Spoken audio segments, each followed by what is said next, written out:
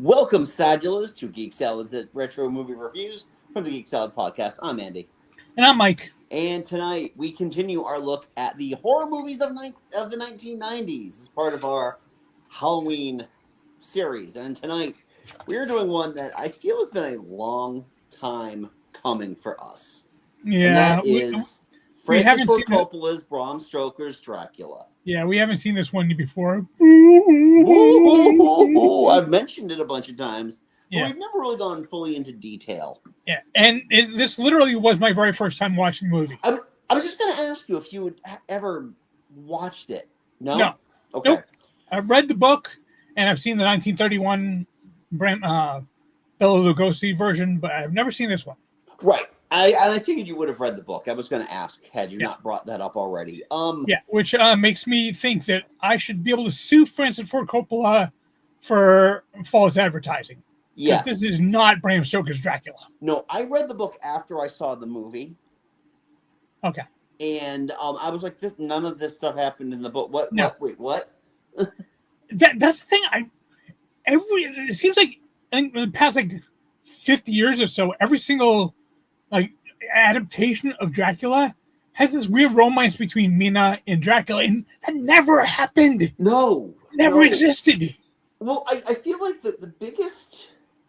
I have a lot of thoughts on this movie, obviously. One of the biggest things I have, it really kind of irritates me about vampire movies in general, especially more modernized vampire movies, is the romanticism. Yeah. Even though they're dead, they still love, and I understand, vampires themselves, the whole act of, drinking the blood and all that is a fairly sexual thing to do. Right. And, I can understand the aspect of the horny vampire. But with this movie, it is front and center. In order to have Bram Stoker's Dracula, you have to change a piece of that is not in the book. And the entire plot has to hinge on this relationship of trying to reclaim his lost love, Elisabetta. This movie made Mina Harker into a two-faced lying bitch. Oh my God, this movie, this movie hates women, first of all. Really hates women. I'm not going to lie. Most of the movies we do for this, I'm like, even movies I don't like, I'm like, all right, whatever, it's fine.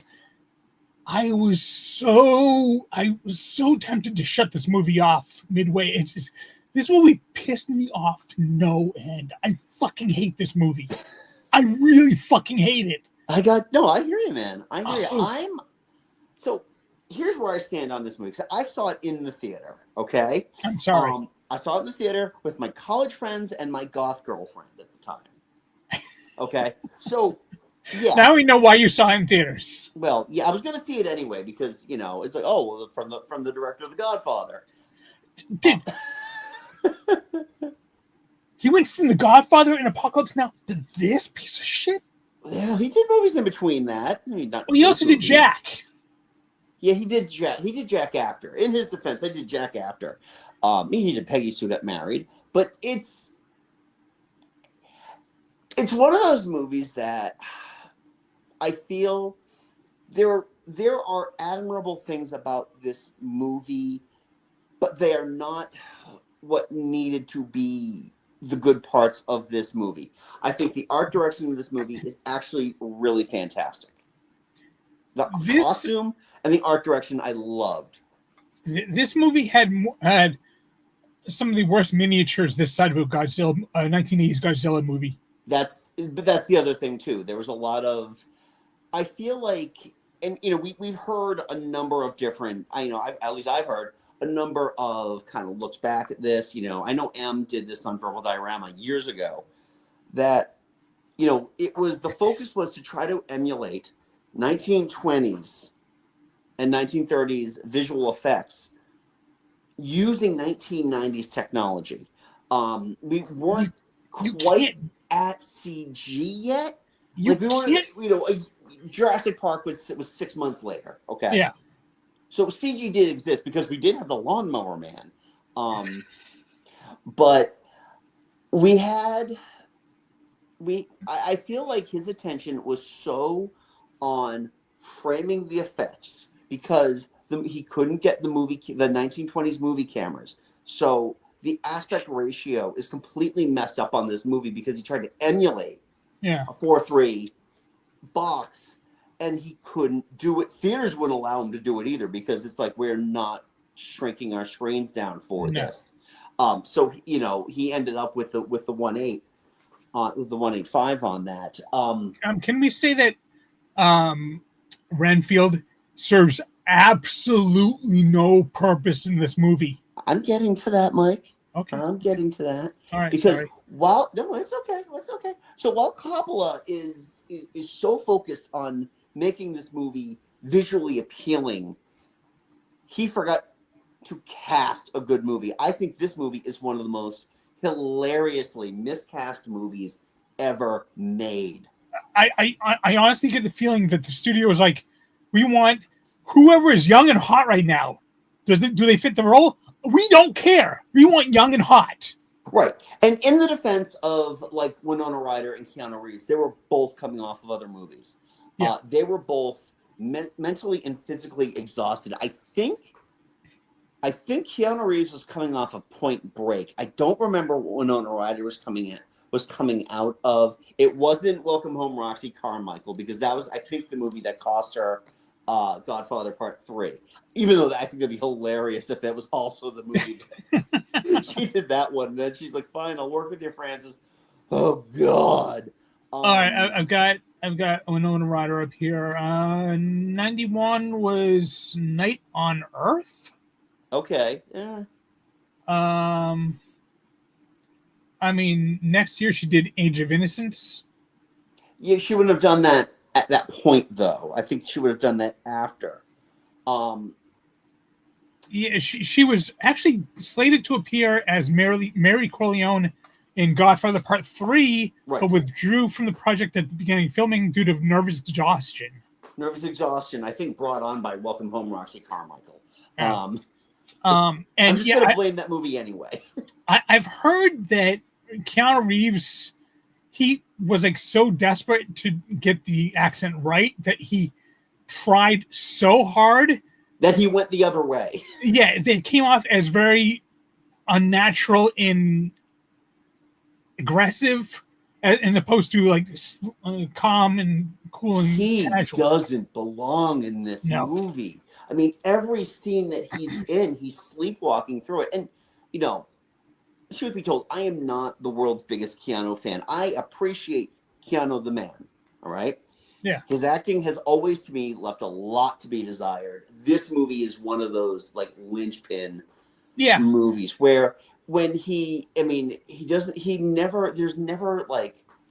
there's a balance in all of his inflection that needs to kind of, like, move the needle, and it never does. Yeah. And then, like, in the second half of the movie when he's got the gray hair, it's like, it doesn't look right at all. We get it. He's been through this trauma.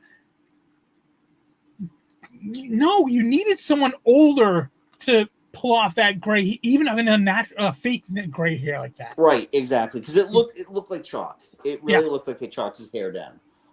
In terms of the other actors in this movie, Anthony Hopkins. Yep.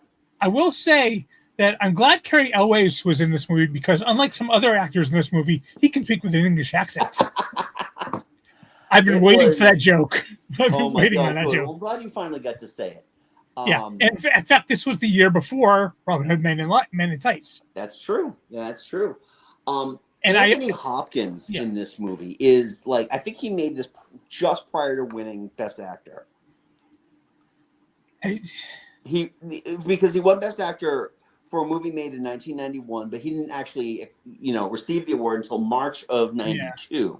So entirely possible he was in the middle of, if not, he may have been beginning filming this movie, but his Jlizzle Jazzle Drum, time for this one to come home is, it's over the top. It sounds fake. And the other thing too is that they gave him all the humor. Which is weird because like Van Helsing is supposed to be this like very very sturdy, very like someone you trust with your life, and like he's like, you have to protect Mina with your life. You have to protect Lucy with your life. Someone's going to come for her tonight. I'm going to go get a meal. Yeah. What? You're facing your vital foe, and you want to go have a steak. Right. Yeah. I want you to die. I want you to have your throat slit right now. Just most of this cast, I did not like them at all. Billy, oh my God, Billy Campbell, 1 year off of The Rocketeer. You know what? He was actually one of the few people I didn't mind because he was like he was an over the top Texan. Yeah, but at the same time, though, I mean, it kind of felt like we didn't need if everything else in this movie is supposed to be deathly serious, the New York City type of Texan is probably not a good idea. Yes, Carrie Elwes I feel was just kind of there. Yeah. And Richard E. Grant was being as Richard E. Grant can get. He had a couple moments where I'm like, maybe no, sorry, pissed it away. Never mind. Yep. But you brought up Renfield earlier. Tom Waits, who thought that Tom Waits was going to be a good idea. Why the fuck was he in this movie? He did nothing. He did absolutely nothing. But when you go back to the Todd Browning Dracula, okay, Renfield had a purpose in that movie. Yeah. They showed him first. With this one, we only get this vague backstory that they never quite flesh out.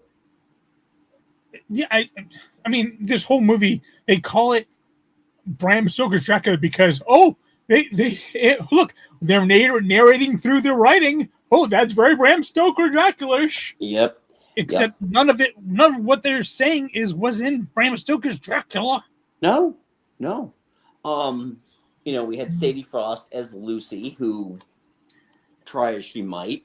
I even texted you. It's like there's a line earlier where Mina is like writing saying, "Oh, Lucy is so pure and innocent," and I'm like, is she watching the same movie we are? Because she was just talking about, I was just dreaming about being being taken by a strong bursting man. It's like, no, that's not pure innocent. Yeah. Show me your big knife again, will you? Yeah, that's raunchy and like borderline rapist. So it's like, it's just, obviously she was in there to show what can happen when you are turned into a vampire. What was the obsession with killing children in this movie? I don't know. I mean, between Dracula bringing his brides the baby, and then later on when Lucy is bringing that toddler into her tomb, that is probably only because in the original book they didn't catch Lucy right away, and she bit a couple of children, and they called her the bluffer woman or something like that. So obviously they prey on children, so let's have them prey on children in this movie because reasons. Yeah. And then there's Gary Oldman. We cannot forget the main event. Gary freaking Oldman. Again, I appreciate the lengths that they went to with all of his costumes. I truly do. You know what? The hairstyle in high definition makes a lot more sense than it did in 1992 on a reasonably fuzzy screen where they just look like, like this giant white butt on his head. The work that they did with his shadows, I really enjoyed. Again, aesthetically, I don't have a problem with most of this movie. I mean, when he's actually walking around London in this very dapper coat and all that, it was like he looks charming, and then he goes borderline rapist. So I'm like, dude, back the fuck up. Yeah. This movie is horny in the absolute wrong way. Yeah. It truly, truly is. I am. I mean, plus I'm sorry. This is um what what is this? 1886 England. No, it's like very late Uh, 19th century England. hold on, let me pull up this. 1897. 1890. Okay, yes, it So, just so about that turned that would century. Yeah. be that wouldn't be uh Victorian, would it? Yes, it would be. Okay, so it's very Victorian England. Why are there a bunch of guys going to watch an early movie that shows a bunch of titties laying out? Oh, well, I mean, those are always going to be around. It's the rule of three. Once they made film, Oh, and they were able to make moving pictures, the very third thing that they're going to make is pornographic. okay. So Dracula took Mina to a porno film on their first date. Yes, kind of like Travis Bickle did in Taxi Driver. You see where the parallels are here with Coppola's contemporary Scorsese. Um, That actually says a whole lot about Scorsese. I mean, well, it's actually it's Scorsese and Coppola. yeah, well, they were all buddies. Lucas was a pal of theirs as well. Yeah, but Lucas didn't have breasts out in Star Wars. I was going to say, but you've never seen THX, have you?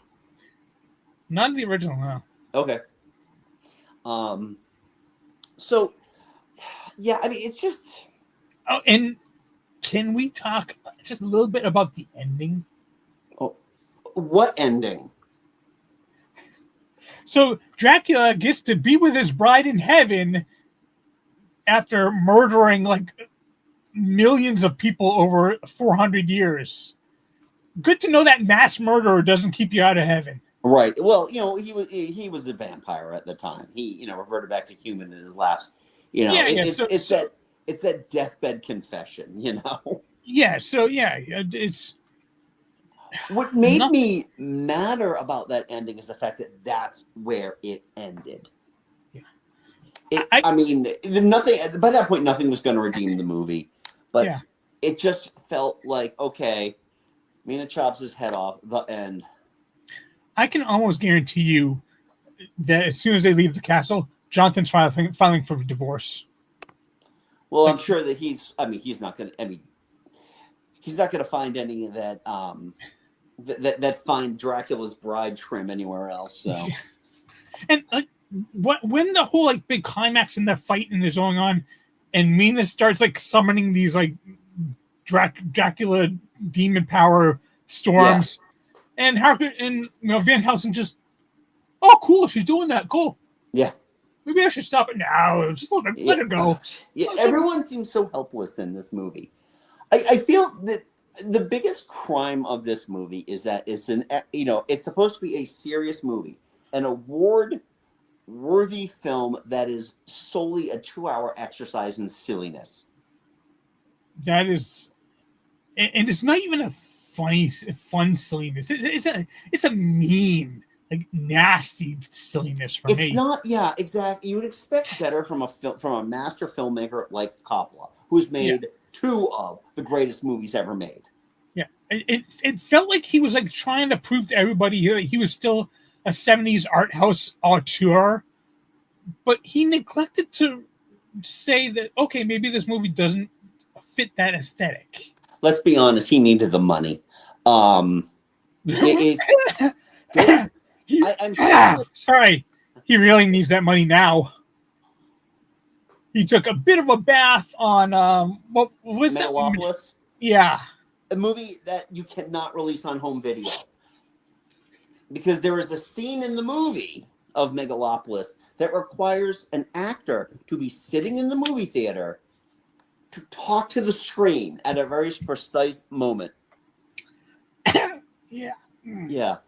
When yeah. Coppola dies, the ultimate biography will be written about him. And half the book, including the break where they put all the black and white pictures, is going to be about his money problems with Yeah. bankrolling One from the Heart, which was his big, like, I'm going to bankroll this movie musical myself. Oh, I lost my money. And then his vineyard. Oh, I lost my money. Even though the Coppola vineyard is still around, I've had the wine. It's not bad. Well, he had to sell it in order to fund Megalopolis. Of course he did. I'm sure it was just like, just keep the name on it, and you know.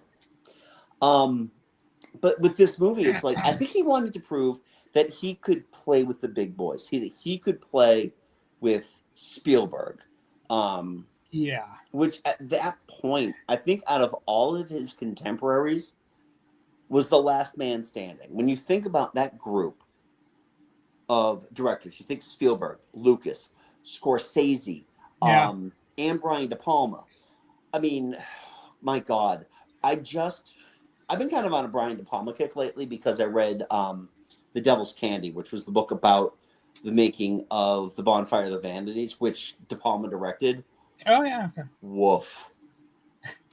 But reading the book, I realized that he hadn't had a hit in ages because he had a 3-picture deal with Columbia to do, and he started it with a movie called Body Double. And it bombed so badly, Columbia canceled the other 2 movies on his 3-picture deal. I think I've heard of Body Double too. Oh, I just watched it this past. It's on Tubi, so I watched it. It's one of those movies that is it's inexcusably bad for an auteur. Just kind of like this movie is inexcusably silly. Yeah. For an auteur, Body Double is just inexplicable. You just can't forgive him for making a movie that looks so cheesy. It wasn't great, is all I'm going to say. It leans into the camp way too much for a movie that's supposed to be like, you know, what De Palma was great at. Yeah. Homages to Hitchcock. But yeah, so at that point, the only one, Scorsese had Goodfellas 2 years before. So, but he wasn't making big box office movies. He was making art. He was making cinema. Yeah. And I think that Coppola wanted to kind of take what Spielberg was doing, take what Scorsese was doing, and make this. And this turned out to be a movie where a cross is gushing blood, and you know, not Anthony Hopkins. I could not take another sequence of just there were just so many of those, and none of them made sense. I legitimately feel like he edited that movie with a moviola. I really do. I wouldn't put it past him. Yeah, it's just one of those movies too. I feel like repeated viewings have taken this from what I might consider to be like a decent 3.5-star movie. This is down. I'm giving it, I would give this movie on Letterboxd, which now I can do because we're talking about it. I'm giving it 2 stars, primarily because I still think that the costumes and a good amount of the art direction, not the special effects, not the like all the visual effects look silly, but the art direction itself, I think, works for the movie. I mean, this movie lost me when Dracula was in a full body condom on the Demeter. Oh, there's that too. Yeah, I honestly, 1/2 star for me, at most. If I could give it a 1/4 star, I would. I don't recall a movie pissing me off this much in a very long time. Especially one that does have a following. Yeah. I actually posted. I recently joined Triv's in the TYTD Discord. Yeah. And I posted this morning that we were going to be doing this tonight. And one of the people on there, I think it was Joe Goes Over, said that a couple of Keanu accent is silly, but beyond that, it's kind of a fun movie. I just wanted to say, have you seen it recently? It wasn't a fun rewatch, is what I can say. No, I'm desperately hoping that the next 2 movies we do this month are going to be better, and I can almost guarantee they will be. Either of them, have you? I might have seen one. Okay. Well, Wait. shall we reveal what next week's movie is? Because I feel like... Sure. All right, so as we know, Mike was not happy with this week's vampire film. So we are going to go back to the vampire well and see how well Mike enjoys Interview with the Vampire Chronicles from 1994. Yeah. I've never seen it. No, I couldn't remember exactly what the last movie we were doing, and I just looked it up.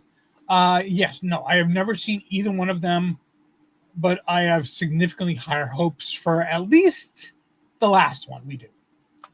This one, I mean, Interview with the Vampire. Keep your fingers crossed. I'm watching it now. I have it paused so I could do this, but I'm watching it now. Okay. And I can definitely say that in the intervening 31 years, it's held up better. Oh, good. So that's, and that's coming from me, who is not a Tom Cruise fan. So we'll get into that. Hey, we'll get into that next week. It depends on the movie for me. Yeah, and we can go over that next week. Yeah. But now we want to know what are your thoughts on Bram Stoker's Dracula. Leave a polite comment below. If you like it, have you seen it recently? We want to know, have you seen it recently? And I'm genuinely outside of, and I'm going to caveat that with outside of art direction and costumes, what did you like about the movie? No shame. I'm not going to yuck anybody's yum. If you love it, you love it. Fair. Just don't make me watch it again. Fair. No, you don't have to watch it again. Mike, you were doing it for work. So, work. But yeah, leave that polite comment below. Yes. Don't let our comments on Bram Stoker's Dracula prohibit you from hitting that subscribe button, hitting the thumbs up, because we could always use the extra traffic. We did just review Tremors last week too, and we both enjoyed that one. So go back and see a positive review. We're not all negative Nellies here. I might rewatch it again just to cleanse my palate from this. And Mike and I also host a little podcast called Geek Salad. You can check that out wherever you get your podcasts. We actually have one coming up pretty soon, right? Yes. Working on it right now. Okay, excellent. The topic of that one is horror movies for non-horror fans. So once that comes, exactly. So once that comes up, I hope you give that a listen. You can hear the raw audio here on YouTube already if you want a sneak peek. We do put out a pro version with audio drops and all that fun stuff. Yep. Once Mike is done editing that, I'm going to have a tall order on the next episode. So Mike is so graciously taking care of that, as well as I'm traveling for business right now. So I'm in... I was wondering why it doesn't look the same. I was like, no, I'm still out in the wilds of Ohio right now. So I am in an efficiency suite right now. I'm sorry to hear that. No, I have thoughts, but that's not for this channel. So anyway, by the way, you can also follow us on the socials. We're on Facebook at Geek Salad Podcast and at Geek Salad Radio on Blue Sky. And when we return next week, hopefully Mike will be in better spirits about another vampire movie. Keep our fingers crossed. But anyway, until next time, I'm Andy. I'm Mike. Go forth and be nerdful. We'll talk to you later. That doesn't work. No. That is apparently